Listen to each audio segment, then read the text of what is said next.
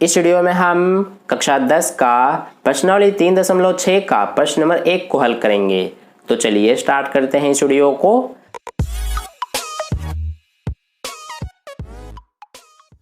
तो देखिए dear students, प्रश्न नंबर 1 में हमसे क्या कहा गया है, निम्न समीकरणों के युग्मों को रैखिक समीकरणों के युग्म में बदल करके हल कीजिए। तो चलिए सबसे पहले हम पहले भाग को हल करते हैं। तो देखिए डियर स्टूडेंट्स, पहले भाग में हमें ये दो समीकरण दिए हुए हैं। अब देखिए ये दोनों समीकरण हमारे रैखिक नहीं है, क्योंकि इसमें आप देख सकते हैं कि जो x और y है दोनों में वो हमारा बटे में है, ठीक है। तो इसलिए ये हमारा रैखिक नहीं है। तो इसको हमें सबसे पहले रैखिक समीकरण में बदलना है। तो देखिए वो हम कैसे बदलते हैं। सबसे पहले हम पहले समीकरण की बात करते हैं। तो यहाँ पर देखिए जो इसमें हमारा ये 1/2x है, इसको हम इस तरह से लिख सकते हैं 1/2 और गुणा में 1/x। ध्यान दीजिए यहाँ पर हमने ऐसा क्यों लिखा है। देखिए अगर हम 1 का 1 से गुणा करेंगे तो 1 ही आ जाएगा, और 2 का x से गुणा कर देंगे तो 2x आ जाएगा। यानी कि हम 1/2x को इस तरह से लिख सकते हैं, ठीक है। अब ये हमने ऐसा क्यों लिखा है ये मैं आपको आगे समझाऊंगा। तो ये हो गया। फिर इसके बाद प्लस में क्या है हमारा 1/3y।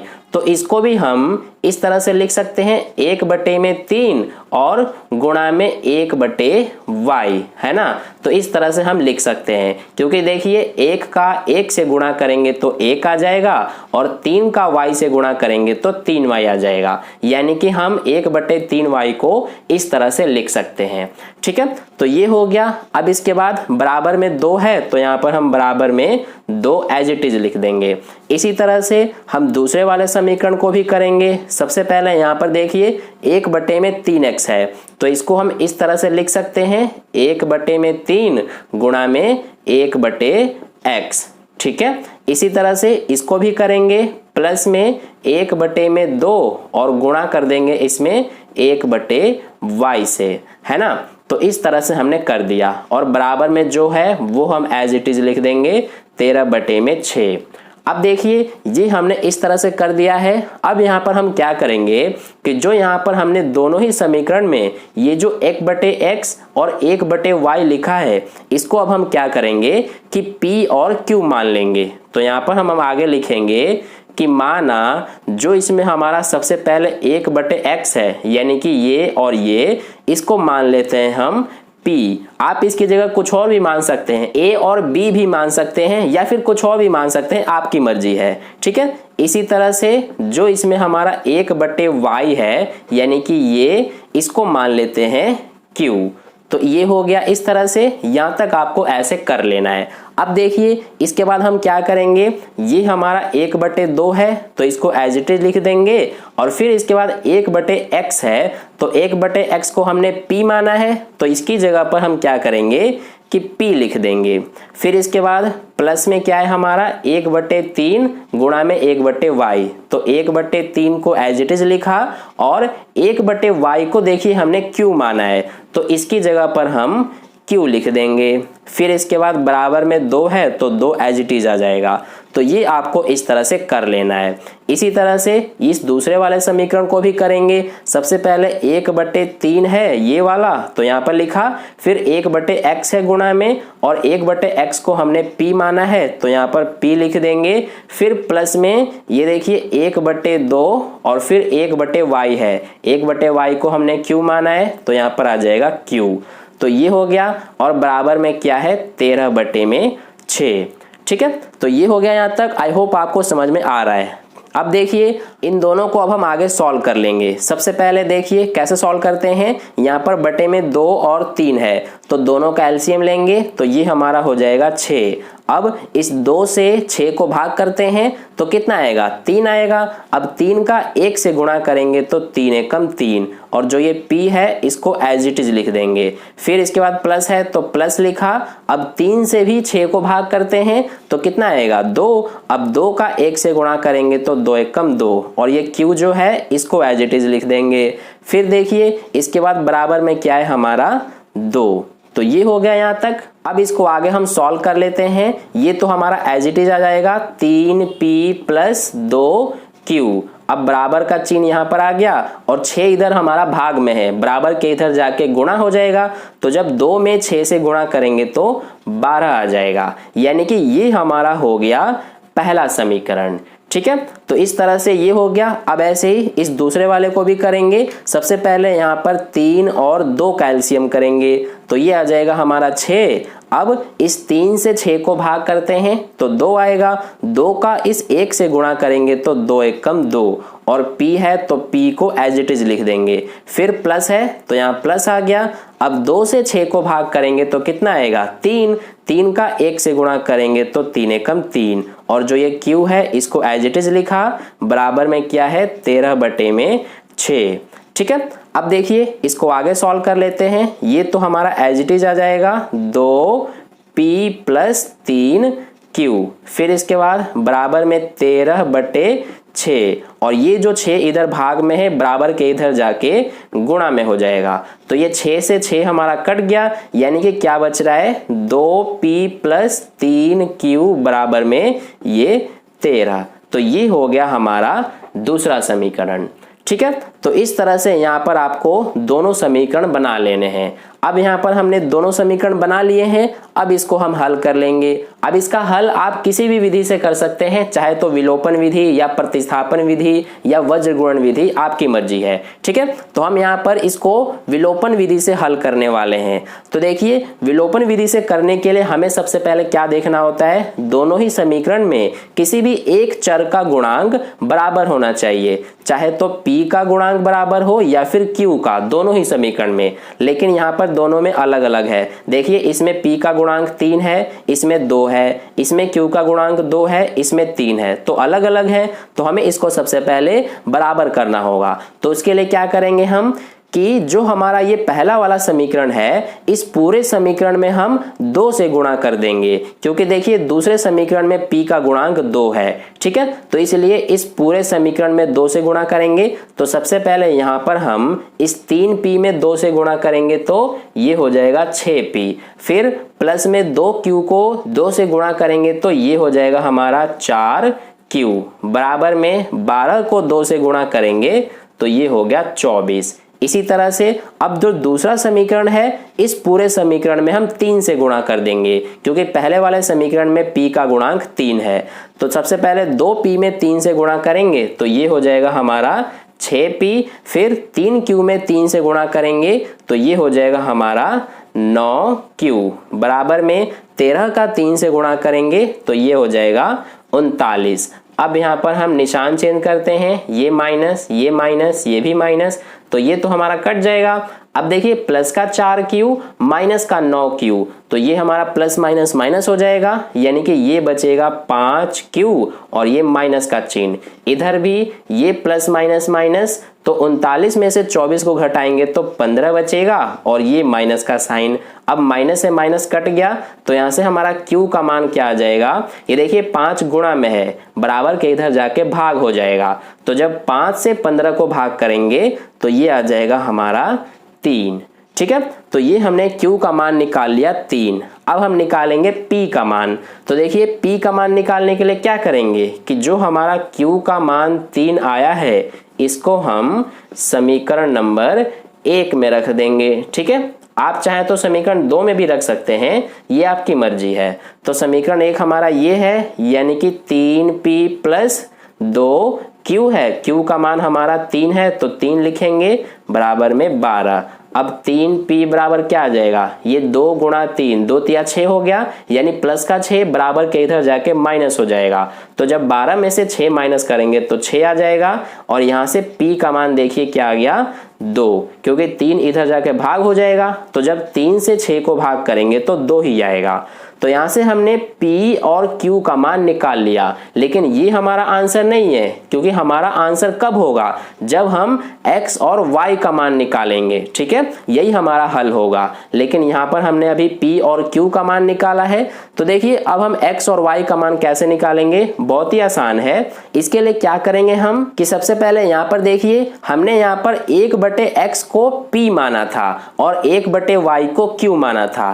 तो जो यहाँ पर हमारा ये 1/x है, इसके बराबर में जो ये p है, इस p का मान जो आया है हमारा ये 2, इसको रख देंगे। ठीक है, देखिए ध्यान दीजिए, हमने 1/x को p माना था तो 1/x को सेम लिखा और p का मान हमारा 2 आया था, इसलिए p की जगह पर 2 लिखा। अब यहां से हमारा x का मान आ जाएगा। देखिए कैसे, ये हमारा 1 है तो 1 लिखेंगे, बराबर में ये x इधर भाग में है, इधर जाके गुणा हो जाएगा, तो 2 को जब x से गुणा करेंगे तो 2x हो जाएगा। अब यहाँ से हमारा x का मान क्या आ गया, ये 1, ये 2 गुणा में है, इधर आके भाग हो जाएगा, तो ये हमारा x का मान आ गया, यानी कि x का मान 1/2 है। ठीक है, इसी तरह से अब हम y का मान निकालेंगे, तो उसके लिए क्या करेंगे, ये देखिए 1/y है और इसके बराबर में हमारा q है, तो q का मान हमारा क्या आया है 3, तो इसकी जगह पर 3 लिखेंगे। अब ये हमारा 1 है तो 1 आ गया, बराबर में ये y इधर जाके गुणा हो गया, यानी कि 3y हो जाएगा। तो यहाँ से y का मान क्या आ जाएगा, ये 3 इधर आके भाग हो गया, यानी कि y का मान हमारा 1/3 और x का मान 1/2, यही हमारा आंसर है। ठीक है, तो इस तरह से आपको कर लेना है। तो आई होप आपको ये अच्छे से समझ में आ गया है। अगर नहीं आया है तो कोई बात नहीं, जब हम दूसरा भाग करेंगे तो आपको अच्छे से समझ में आ जाएगा। ठीक है, तो अगर आपने इसको नोट नहीं किया है तो वीडियो को पॉज करके नोट कर लीजिए, नहीं तो इसका स्क्रीनशॉट मैं आपको टेलीग्राम ग्रुप पर सेंड कर दूंगा। अगर आपने टेलीग्राम ग्रुप ज्वाइन नहीं किया है तो उसको ज्वाइन कर लेना, उसका लिंक आपको इस वीडियो के डिस्क्रिप्शन में मिल जाएगा। तो चलिए अब हम दूसरे भाग को हल करते हैं। तो देखिए डियर स्टूडेंट्स, दूसरे भाग में हमें ये 2 समीकरण दिए हुए हैं। अब इसको भी सबसे पहले हमें रैखिक समीकरण में बदलना है। तो देखिए इसको भी हम वैसे ही करेंगे जैसा हम पहले भाग में किए थे। सबसे पहले यहाँ पर हमारा 2/√x है, तो यहाँ पर इसको हम कैसे लिख सकते हैं, इसको हम इस तरह से 2 लिख के और गुणा में 1/√x लिख सकते हैं, क्योंकि देखिए 2 का 1 से गुणा करेंगे तो 2 आ जाएगा और √x है नीचे, तो यहाँ पर ये हमारा एज इट इज। ठीक है, तो इस तरह से हम यहाँ पर इसको इस रूप में लिख सकते हैं। फिर इसके बाद प्लस में क्या है हमारा 3/√y, तो इसको हम इस तरह से 3 गुणा में 1/√y लिख सकते हैं, है ना। इसको आप समझ सकते हैं बहुत ही आसानी से, क्योंकि देखिए 3 का 1 से गुणा करेंगे तो 3 आ जाएगा और बटे में √y है तो ये हमारा हो गया। ठीक है, और बराबर में जो है उसको एज इट इज लिख देंगे। अब ऐसे ही हम इसके साथ भी करेंगे। सबसे पहले यहाँ पर हमारा 4/√x है, तो देखिए इसको हम इस तरह से लिख सकते हैं 4 गुणा में 1/√x। फिर इसके बाद माइनस है तो माइनस लगाया और 9/√y को हम इस तरह से 9 गुणा में 1/√y लिख सकते हैं। ठीक है, फिर बराबर में क्या है -1। अब ये हो गया यहाँ तक। अब हम क्या करते हैं कि मान लेते हैं, क्या मानते हैं हम कि जो यहाँ पर हमारा 1/√x और 1/√y आया है दोनों ही समीकरण में, उनको मान लेंगे। तो सबसे पहले यहाँ पर हम जो 1/√x है इसको मान लेंगे p, तथा जो हमारा इसमें 1/√y है इसको मान लेंगे q। ध्यान दीजिए मैं यहाँ पर p और q मान रहा हूँ, आप इसकी जगह पर कोई और चर भी मान सकते हैं, जैसे कि a और b, v और u, इस तरह से कुछ भी मान सकते हैं, आपकी मर्जी है। ठीक है, तो अब देखिए हम क्या करते हैं, ये हमारा 2 है तो सबसे पहले 2 लिखेंगे और फिर क्या है 1/√x और 1/√x को हमने p माना है तो ये हमारा p आ जाएगा। फिर प्लस में 3 है तो ये आ जाएगा प्लस में 3 और 1/√y को हमने q माना है तो इसकी जगह पर q लिख देंगे। और बराबर में क्या है, ये देखिए 2 है तो ये आ गया 2। ठीक है, तो देखिए ये हमारा यहीं से हो गया पहला समीकरण, क्योंकि यहाँ पर नीचे कुछ है ही नहीं, यानी कि यही हो जाएगा पहला समीकरण। अब दूसरा समीकरण बनाएंगे, तो देखिए ये हमारा सबसे पहले 4 है तो ये आ गया 4 और फिर गुणा में 1/√x है तो 1/√x को हमने p माना है तो ये p हो गया।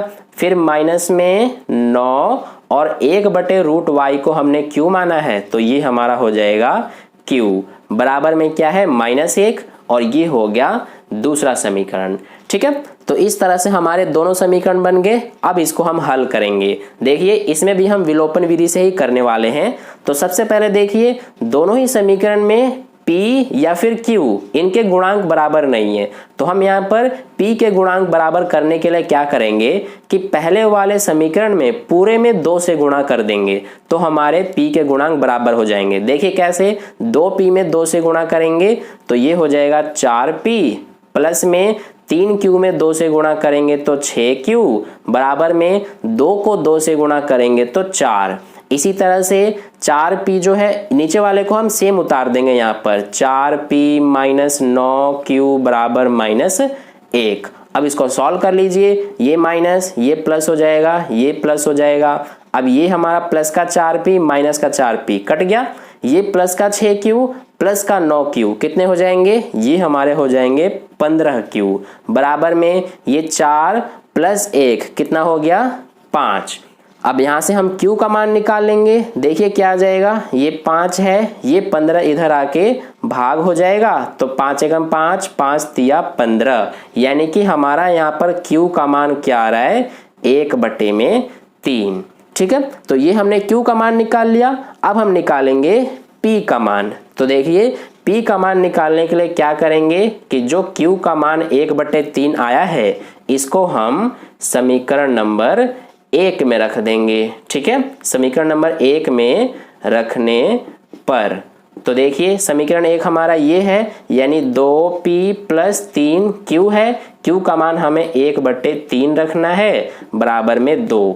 तो यहाँ से देखिए 3 से तो 3 कट जाएगा, क्या बच रहा है यहाँ पर सिर्फ 2P प्लस में ये वाला 1 बराबर में 2। तो यहाँ से हमारा 2P बराबर क्या आ जाएगा, ये प्लस का 1 इधर जाके माइनस हो जाएगा, तो 2 में से 1 माइनस करेंगे तो 1 बचेगा, यानी P का मान क्या आ गया 1/2। ठीक है, तो ये हमारा P का मान और Q का मान हमने निकाल लिया। अब हम आसानी से X और Y का मान निकाल लेंगे।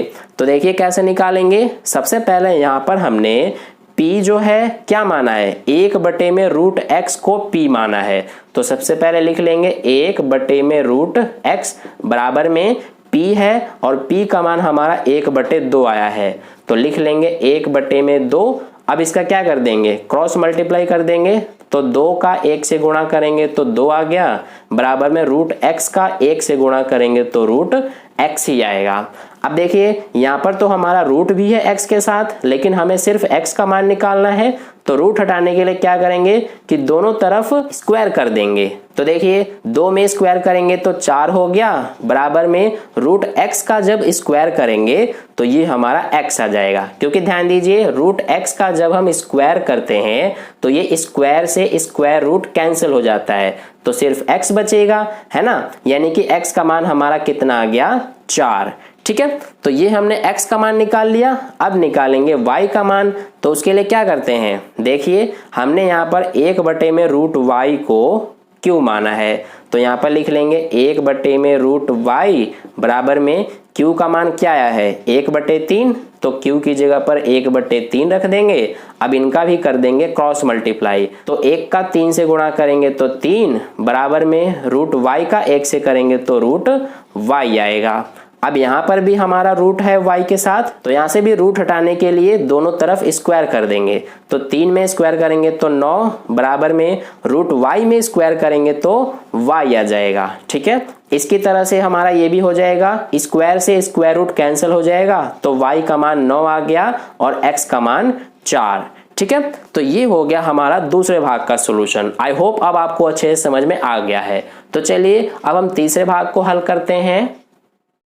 तो देखिए डियर स्टूडेंट्स, तीसरे भाग में हमें ये समीकरण दिए हुए हैं। अब देखिए ये बहुत ही आसान है इसको सॉल्व करना। कैसे करेंगे, जैसा हम पहले और दूसरे भाग में किए हैं वैसे ही, लेकिन थोड़ा सा अलग इसमें क्या होगा, देखिए सबसे पहले 4/x है, तो इसको हम कैसे लिखेंगे 4 गुणा में 1/x, तो ये हमने 4/x को इस रूप में लिख लिया। फिर प्लस में 3y है, तो ये प्लस, अब देखिए 3y को हम 3y ही लिखेंगे, इसके साथ हमें कुछ नहीं करना है, क्योंकि ये देखिए पहले से ये हमारा बटे में नहीं है, यानी कि ये हमारा ऊपर पहले से ही है, इसलिए इसके साथ हमें कुछ नहीं करना है पहले और दूसरे दोनों समीकरण में। ठीक है, तो आई होप आपको समझ में आ गया होगा। यहाँ पर सिर्फ x जो है दोनों ही समीकरण में वो बटे में है, y नहीं है, इसलिए y के साथ हमें कुछ छेड़छाड़ नहीं करना है। ठीक है, बराबर में क्या है 14, तो ये हमने लिखा। अब ऐसे ही दूसरे समीकरण में करेंगे, 3/x है तो 3 लिख के और 1/x से गुणा कर देंगे, फिर माइनस में 4y बराबर में 23, तो ये हो गया। अब देखिए इसको अब हम क्या करते हैं, सबसे पहले यहाँ पर हम मान लेते हैं, तो यहाँ पर लिखेंगे कि माना, क्या मानेंगे हम कि जो इसमें हमारा 1/x है इसको मान लेंगे p। अब देखिए यहाँ पर हमारा 1/y है ही नहीं है, ठीक है, तो इसीलिए हमें सिर्फ इसमें 1/x को ही मानना है, क्योंकि हमने y के साथ कुछ तो किया ही नहीं है, इसलिए इसमें हमारा 1/y वाला कंडीशन नहीं बन रहा है, सिर्फ 1/x वाला ही कंडीशन बन रहा है। ठीक है, तो इसलिए हम सिर्फ यही मानेंगे। अब इसको आगे सॉल्व करेंगे, देखिए कैसे। सबसे पहले 4 है तो 4 लिखा और 1/x है, इसको हमने p माना है तो ये p आ गया, प्लस में हमारा 3y बराबर 14 है, तो ये हो जाएगा हमारा पहला समीकरण। इसी तरह से दूसरे समीकरण की बात करते हैं। सबसे पहले 3 है गुणा में 1/x को हमने p माना, माइनस में 4y बराबर 23, तो ये हो गया दूसरा समीकरण। अब देखिए इसको सॉल्व कर लेंगे, कैसे करेंगे, विलोपन विधि से करेंगे। तो देखिए सबसे पहले इसमें भी आप देखेंगे ध्यान से, तो इसमें भी हमारा p या फिर y, इनमें से किसी का भी गुणांक बराबर नहीं है दोनों समीकरण में, तो हम यहाँ पर सबसे पहले गुणांक को बराबर करेंगे। इसके लिए क्या करेंगे कि इस पहले वाले समीकरण में पूरे में 3 से गुणा कर देंगे, क्योंकि इसमें देखिए दूसरे समीकरण में p का गुणांक 3 है। ठीक है, तो 4p में 3 से गुणा करने पर 12p आ जाएगा, प्लस में 3y में 3 से गुणा करने पर 9y बराबर में 14 का 3 से गुणा करने पर 42। अब इसी तरह से दूसरे समीकरण में हम पूरे में 4 से कर देंगे, क्योंकि पहले समीकरण में p का गुणांक 4 है, तो 3p में 4 से गुणा करने पर 12p, माइनस में 4y का 4 से गुणा करने पर माइनस का 16y बराबर में 23 का 4 से गुणा करने पर 23 चौक 92। ठीक है, तो ये कर दिया। अब इसको सॉल्व करेंगे, ये माइनस हो जाएगा, ये प्लस, ये माइनस, ये तो कट जाएगा। ये देखिए प्लस का 9y प्लस का 16y, ये हो जाएगा हमारा प्लस का 25y बराबर में ये प्लस का 42 माइनस का 92, सॉल्व करेंगे तो क्या आएगा माइनस का 50। तो यहाँ से y का मान क्या आ जाएगा हमारा, ये -50 और ये 25 इधर आके भाग में हो गया, तो ये 25 एकम 25 और ये 25 दूना 50, यानी कि यहाँ से हमारा y का मान क्या आ रहा है, ये देखिए -2। ठीक है, तो ये तो हमने y का मान निकाल लिया, -2 आ गया। अब निकालेंगे x का मान, तो x का मान कैसे निकालेंगे हम, देखिए x का मान निकालने के लिए हमें क्या करना होगा, हमारा इस समीकरण में x है ही नहीं है, p है, तो सबसे पहले हम p का मान निकालेंगे। ठीक है, तो लिखेंगे y का मान जो -2 है, इसको समीकरण नंबर 1 में रखने पर, आप समीकरण 2 में भी रख सकते हैं, आपकी मर्जी है। तो देखिए समीकरण 1 हमारा ये है, यानी कि 4p प्लस में 3y है, y का मान -2 रखना है बराबर में 14, तो ये हो जाएगा 4p बराबर, देखिए 3 का -2 से गुणा करेंगे तो -6 हो जाएगा, -6 इधर जाके प्लस हो गया, तो 14 प्लस 6 20, तो यहाँ से p का मान क्या आ जाएगा, ये 20 है, ये 4 इधर जाके भाग होगा, तो 4 से 20 को भाग करेंगे तो 5, यानी p का मान हमारा 5 आ गया। अब यहाँ से x का मान निकालेंगे, देखिए कैसे, यहाँ पर हमने 1/x को p माना था, तो क्या करेंगे हम कि 1/x को एज इट इज लिख के और p का जो मान आया है 5, ये हम लिख देंगे। अब क्या करेंगे हम, ये हमारा 1 बराबर x का इधर जाके गुणा हो जाएगा, तो ये हो जाएगा 5x, तो यहाँ से हमारा ये 1, ये 5 इधर आके भाग हो गया बराबर में x, यानी x का मान हमारा 1/5 आ गया और y का मान -2। ठीक है, तो इस तरह से हमारा तीसरा भाग सॉल्व हुआ। तो इस वीडियो में बस हम 1, 2 और 3 भाग को ही सॉल्व करेंगे, बाकी के नेक्स्ट भाग को हम अगले वीडियो में सॉल्व करेंगे। तो आई होप आपको इतना समझ में आ गया है। अगर आपको वीडियो अच्छा लगा है तो लाइक कर देना, अपने दोस्तों के साथ शेयर कर देना, और पहली बार वीडियो को देख रहे हैं तो चैनल को सब्सक्राइब करके बगल में जो बेल आइकन आता है उस पर ऑल वाले पे क्लिक कर लेना, ताकि नेक्स्ट वीडियो जैसे ही अपलोड की जाए उसका नोटिफिकेशन सबसे पहले आपको मिल जाए। मिलते हैं अगली वीडियो में, धन्यवाद।